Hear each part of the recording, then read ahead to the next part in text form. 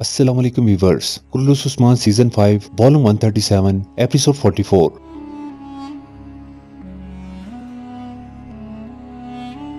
इस एपिसोड के आगाज में यानी शहर में मालूम खातून और सादत खातून बेटों की वजह से बहुत परेशान होती हैं। सादत खातून कहती है, हम दोनों एक ही दर्द से आजमाए जा रहे हैं। हम सरदारान की माएँ हैं। लोगों में अच्छी मिसाल कायम करने के लिए मैं इतनी दलेरी दिखाने की कोशिश कर रही हूँ, लेकिन माँ होना मुख्तलिफ है। तो मालूम खातून कहती है, ऐसा ही है, ये बहुत मुख्तलिफ है। जिसकी मैंने हिफाजत और परवरिश की, मेरा बेटा, अब वो कैद में है। कौन जानता है वो किस हाल में से गुजर रहा होगा। ये कहते साथ ही मालूम खातून रोने लगती है और सादत खातून दुआ मांगते हुए कहती है, ए अल्लाह हमारे बेटों की हिफाजत फरमा, जालिमों को कामयाब ना होने देना। उसी दौरान बाला खातून वहाँ आती हैं। बाला खातून को देखते साथ ही मालूम खातून उनसे लिपट जाती हैं और बाला खातून उन दोनों को हौसला देते हुए कहती हैं, मैं जानती हूँ कि सांस लेना और एक लुकमा भी खाना मुश्किल है, लेकिन उम्मीद ना छोड़ें। बच्चे जिंदा हैं, उन्हें कुछ नहीं हुआ। अल्लाह ही मसाइल का हल निकालता है। हाँ सादत खातून, हम सरदारान की माएँ हैं, हमें जुर्रत दिखानी होगी। हम मिलकर जुर्रत दिखाएंगे और दुआ करेंगे। जबकि बाहर बयंदर सिपाहियों के साथ मौजूद होता है और कहता है, सिपाहियों पीछे मुड़ो और अपनी टोपियां उतार दो।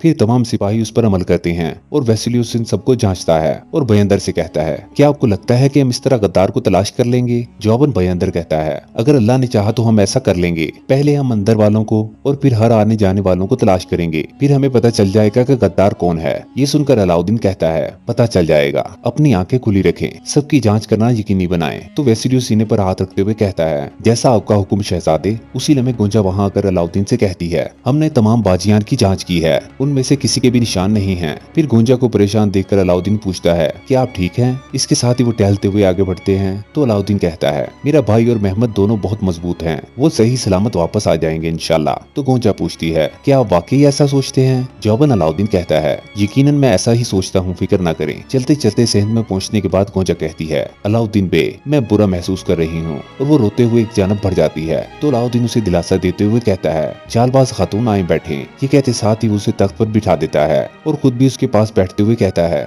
जरा रुके, ऐसा ना करें, आप अपने भाई की तरह मजबूत हैं। उसी लम्हे एलोफिरा भी वहाँ आ जाती है और उनको देखने लग जाती है। अलाउद्दीन गुंजा के आंसू साफ करता है और कहता है, चालबाज खातून बिल्कुल ना रोएं। तो गुंजा पूछती है कि आपको आपके भाई के लिए बिल्कुल डर नहीं लग रहा? जवाबन अलाउद्दीन कहता है, बिल्कुल डर लगता है, यकीनन मैं डरता हूँ, लेकिन मुझे अपने भाई पर पूरा एतमाद है। उरहान बे अपनी टूटी हुई उंगलियां खुद जोड़ने की सलाहियत रखते हैं, वो वहाँ से सही सलामत वापस आएंगे इंशाल्लाह। ये सुनते ही एलोफिरा रोते हुए तेजी से उनके पास आती है और पूछती है, क्या वो वाकई ही वहाँ से सही सलामत वापस आ सकता है? इस पर अलाउद्दीन कहता है, बिल्कुल, वो दोनों बहुत मजबूत हैं, जब वो एक साथ होंगे तो उन्हें कोई नुकसान नहीं पहुंचा सकता। फिर बयंदर के आने पर अलाउद्दीन उसके पास जाता है और बयंदर कहता है, शहजादे, हमने तमाम सिपाहियों को देख लिया, कोई निशान नहीं मिला। जबकि वेसिलियस चुप कर उन्हें सुन रहा होता है और अलाउद्दीन बयंदर से पूछता है, क्या आपने तलाशी लेने वाले सिपाहियों को देखा? इस पर बयंदर कहता है, वो सब काबिल एतमाद सिपाही थे, इसलिए उसके बारे में मुझे ख्याल ही नहीं आया। मगर आपका ख्याल बहुत अच्छा है शहजादे, मैं अभी जाकर हसन, फैसल और सलमान को चेक करता हूँ। तो अलाउद्दीन कहता है,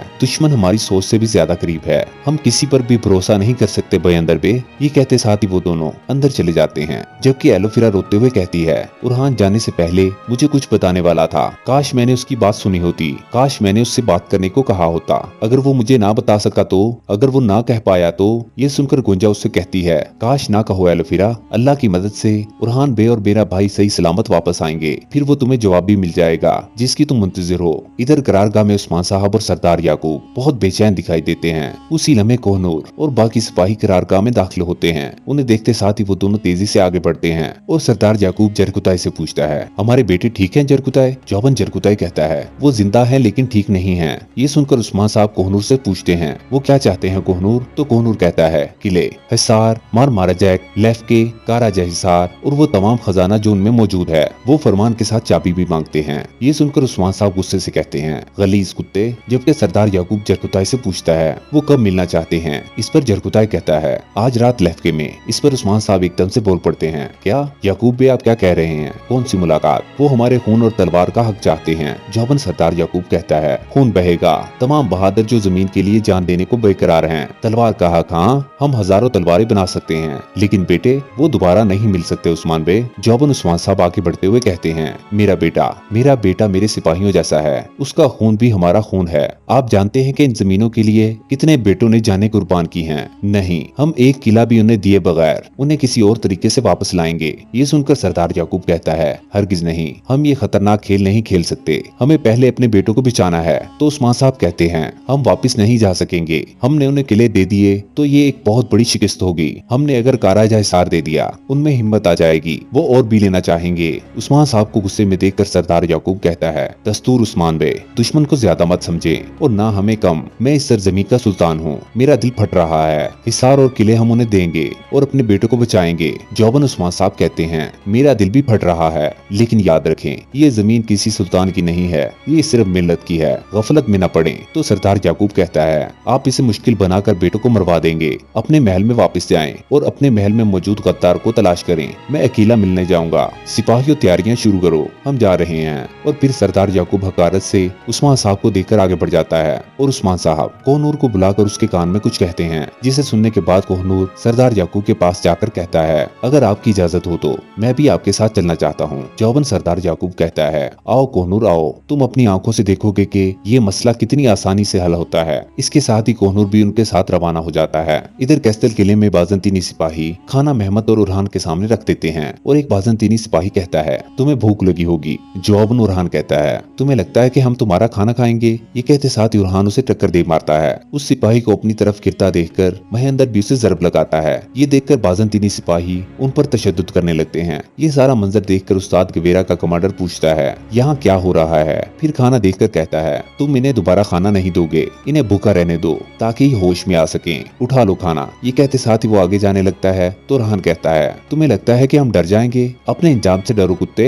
जौबन कमांडर पलटते हुए एक जोरदार मुक्का उरहान को दे मारता है और फिर कहता है, फिक्र मत करो, बहुत जल्द मैं तुम सबको जहन्नम में भेज दूंगा। इस पर महमद कहता है, तुम्हें क्या लगता है कि तुम हमें मौत से डरा सकते हो? जौबन कमांडर हंसते हुए कहता है, उरहान तुमने देखा वो मौत से नहीं डरता। तो उरहान कहता है, हम मर गए तो शहीद होंगे, लेकिन अगर तुम मर गए, बल्कि जब मैं तुम सबको मारूंगा, कुत्ते भी तुम्हारी बाकियात खाने नहीं आएंगे। ये कहते साथ ही उरहान कमांडर को एक जोरदार टक्कर नसीब कर देता है। तो कमांडर मुंह से निकलने वाला खून हाथ से साफ करते हुए कहता है, उरहान तुम मुझे पसंद हो। ये कहते साथ ही वो वहाँ से चले जाते हैं। इधर यनी शहर में खवातीन आगे बढ़ रही होती हैं तो सामने से बाई सुमर और जरकुताई आते हैं और जरकुताई सादत खातून से कहता है, महमद बे और उरहान बे को मारा जाए, काराजा हिसार और लेफ्के के बदले छोड़ा जाएगा। ये सुनकर मालून खातून और बाला खातून को बहुत गुस्सा आता है, जबकि सादत खातून कहती हैं, शुक्र अल्लाह शुक्र अल्लाह। फिर मालून खातून कहती हैं, जरकुताई ये तुम क्या कह रहे हो? मगर जरकुताई उनकी बात को नजरअंदाज करते हुए सादत खातून की बात का जवाब देते हुए कहता है, वो ठीक है